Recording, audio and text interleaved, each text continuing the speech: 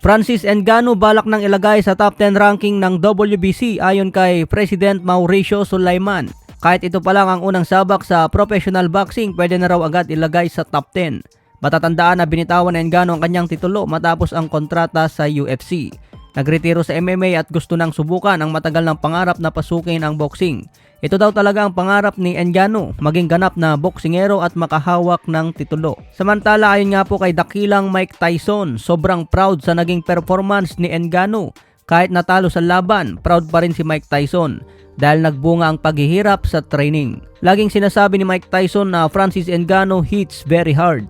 Kailangan lang daw ng experience sa boxing at mag-ensayo pa ng mas matagal para maggamay ang galawan. Samantala sinabi naman ni Francis Ngannou, gusto pa ng rematch.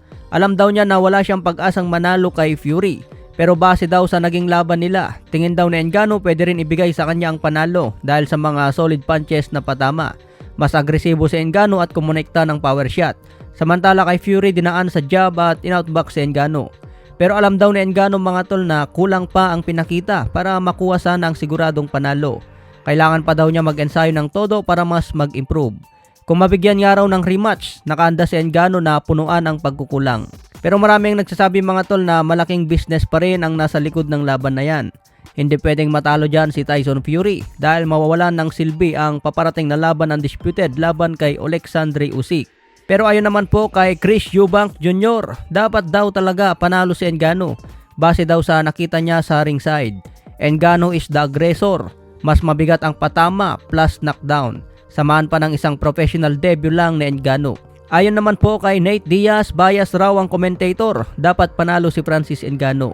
Sa ibang banda naman may mga nagtatanong kung magkano ang kinita ni Francis Ngannou. Malaki ang sponsor sa laban na yan mga tol dahil nagawang ipunin ang mga legendary sa boxing at MMA. Minsan lang mangyari ang ganitong event na imbitahan ng mga superstar. Pero teka, bakit hindi ko nakita dyan si the best ever, the GOAT? Walang iba kundi si Floyd Mayweather. Naimbitahan ba si Mayweather dyan at hindi lang pumunta o kaya hindi siya imbitado sa event? Sa ibang banda nagbigay din ng reaksyon si Conor McGregor. Matigas daw si Ngannou at hindi man lang nasaktan sa mga suntok ni Fury. Masarap daw manood sa boxing lalo sa heavyweight division. Tungkol naman sa tanong kung magkano ang kinita ni Francis Ngannou, ayon sa mga report mahigit $10 million ang siguradong bayad kay Ngannou. Ito nang pinakamalaking kinita kumpara sa buong karir sa UFC. Mas malaki ang bayaran sa boxing kaya lumayas na si Ngannou sa UFC. Isang laban pa lang yan mga tol, big time na kaagad. Si Fury naman may balita po na umabot daw sa 50 million ang kinita kay Ngannou. Kasama na siguro dyan ang mga big time sponsor.